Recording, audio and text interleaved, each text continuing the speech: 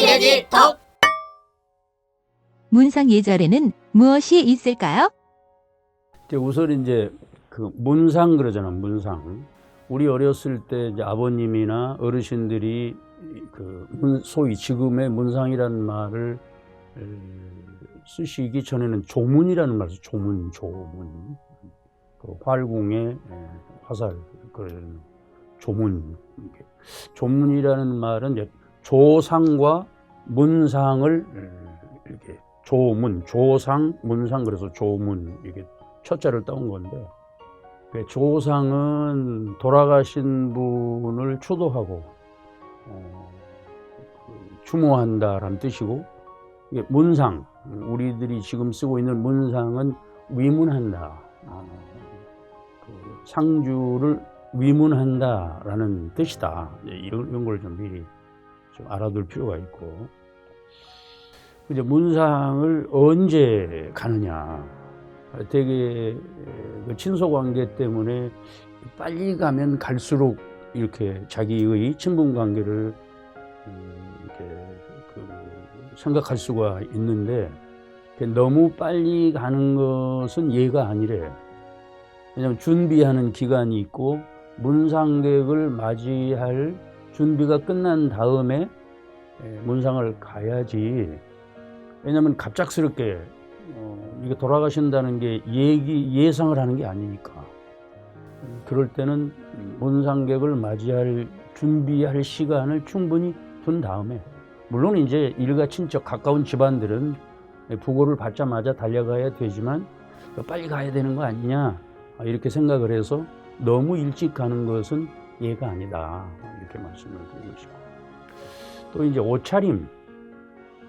옷차림을 어떻게 하는 게 좋으냐, 뭐 다들 아시겠지만 가능하면 어두운 색 계통의 옷을 입고, 뭐 감색 계통이라든지 회색 계통, 그리고 받쳐 있는 와이셔츠는 하얀색 계통이 좋겠고.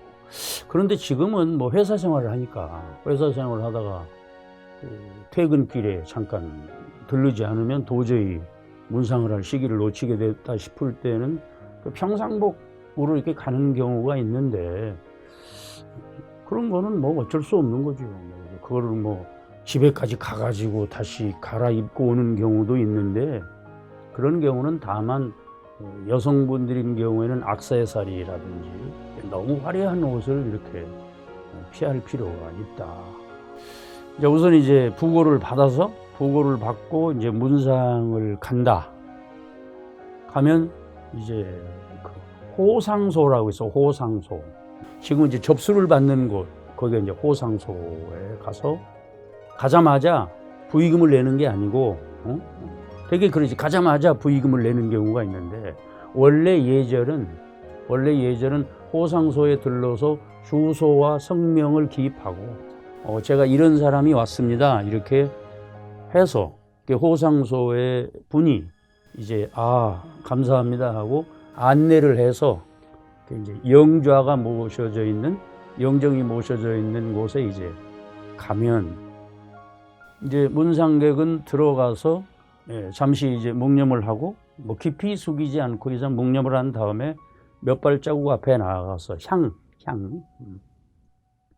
향꽂이에서 향을 한 개나 세 개 정도를 이렇게 뽑아서 촛불에 이렇게 붙이고, 그리고 나서 불이 붙었을 경우에 훅 불어서는 안 되고, 왜 그러냐면 이제 가볍게 보이잖아요, 이렇게 훅 군다는 게. 그럴 때 불이 붙었을 때는 이렇게, 어차피 오른손으로 잡고 있을 테니까 왼손으로 이렇게 끈 다음에 향을 이렇게 들고 왼손으로 받치고 공손하게 한 다음에 이렇게 향을 꽂고 이제 뒤로 와서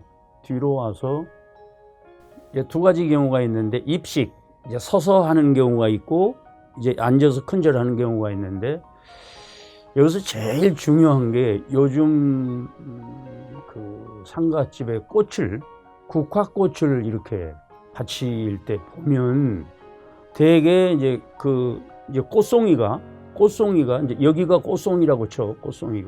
꽃송이가 이렇게 놓게 놓으셔. 이 꽃송이가 이렇게. 이거는 예가 아니에요. 꽃을 영전에 바치는 거지, 꽃을 우리가 받는 게 아니잖아. 꽃을 이렇게 꽃송이가 이렇게 오게 한다고 하는 것은 바로 그 영전에 계신 분이 우리한테 꽃을 이렇게 바치는 격이 되거든. 이게 원래 유럽에서 온 풍습인데 유럽에서도 이렇게 해요. 그리고 이제 절을 하는 경우에 이제 종교에 따라서 절을 하는 종교가 있고 절을 하지 않는 종교가 있다고 치면, 그러니까 절을 하지 않는다 그럴 때는 이제 공손하게 90도로 공손하게 인사를 하고, 또 절을 하게 되는 경우에는 지난번에 얘기한 대로 예절의 절의 횟수대로, 이건 상례니까 상례 예절에 관한 절은 항상 2배로 하게 되어 있어요. 평소에는 1번 절하기 때문에 2번, 또 여자분은 2번 절하기 때문에 4번, 그래서 제배 4배 이러는데 4배는 너무 번거로우니까 제배만 해도 되겠다라고 생각을 해요. 그러나 1번 이왕에 절을 할 바에는 이제 부부간에 문상을 갖다 그럴 때는 큰 절이 아니고 이제 부모님인 경우에만 큰 절을 하는 거니까 평절로 2번. 그 영전에 절을 올리게 될 때 절을 평소에 돌아가신 분이 절을 하지 않아도 되는 상황이면 절을 안 하는 거예요. 고기불배.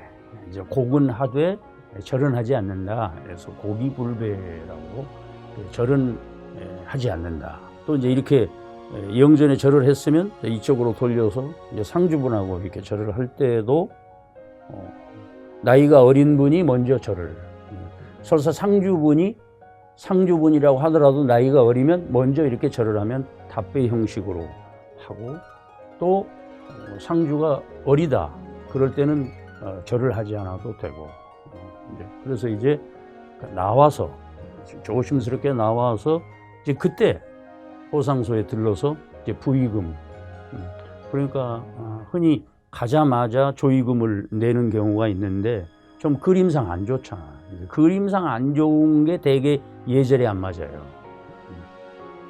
그거 이제 인사를 하고 또 인사말을 해야 될 거 아니에요. 인사말을. 되게 이제 어떤 말을 할 것인가가 참 당황스러워요. 그랬을 때는 얼마나 애통하십니까? 옛날에는 그래서 얼마나 애통하십니까? 현대말로 하면 얼마나 슬프십니까? 그냥 그게 평범한 말이죠. 얼마나 슬프십니까? 그럼 이제 그 상주 입장에서는 오직 슬플 뿐입니다. 이렇게 대답해야 된다고 그러는데 그건 문법에 안 맞잖아. 오직. 그래서 네, 그저 슬플 뿐입니다. 말을 하지 않아도 돼. 굳이 말을 하지 않고, 네. 뭐 몸둘 바를 모르겠습니다. 뭐 슬픕니다. 그런 말을 하고, 제일 중요한 게 뭐냐, 참 어떻게 돌아가셨느냐, 그동안에 어떤 그 병의 과정이 있었느냐 이렇게 물어보는 사람이 있는데 그건 결례예요. 절대 물어봐서는 안 돼요. 되게 그러잖아요. 친한 사람일수록 그 과정을 여쭤보고 싶은 마음이 왜 없겠어. 근데 그거는 결례예요. 그리고 꼭 이 기회에 말씀드리고 싶은 게 있는데, 호상이라는 말이 있어요. 호상이라는 거는 좋을 호자거든. 좋을 호자. 아유, 사실 만큼 사셨네, 그런 얘기거든. 호상이라는 말이 있긴 있는데 아무리 연세가 100수를 넘겼다고 하더라도 호상이라는 말은 상주에게 이해가 안 돼요. 오래 남아 있어야 되고, 그래서 밤새워 줘야 되고, 그러려면 사람이 심심하니까 앉아서 고스톱 치고 뭐 그러잖아요. 그건 맞는 거지. 그 참 좋은 질문인데, 얼마 동안 머물러 있어야 되느냐. 옛날에는 밤을 새우는 것을 하나의 도리와 의리로 생각을 했는데, 내가 볼 땐 한 10분에서 20분 정도, 왜냐면 오는 손님들을 다 접대해야 되기 때문에, 또 이제 상주 입장에서 계속 계시면 그냥 또 모르는 체 할 수 없고 지나가면서도 그렇고, 그래서 그게 지금은 한 30분 이내 정도 머물러 주는 것이 그게 서로 간에 예를 갖추게 되는 것은 아닐까. 근데 그거에 대해서는 누가 얘기를 하질 않으니까 내 생각은 한 30분 정도 그러면은 그리고 나와서 이제 호상소에 들러서 이제 그리고 이제 부의금을 전달하고 이제 부의금을 왜 전달을 해야 되느냐? 갑작스럽게 돌아가시기 때문에 준비할 겨를이 없는 거예요. 그렇지 않겠어요? 슬픔을 표하느라고 준비할 겨를이 없기 때문에 옛날에는 쌀, 무슨 양초, 그 다음에 향 이런 걸 이제 가지고 가는 거예요. 이제 그게 이제 지금은 물품 대신에 이제 정성껏 준비한 금전이라든지 이제 물품으로 이렇게 돕는 것, 그게 부의야. 부의.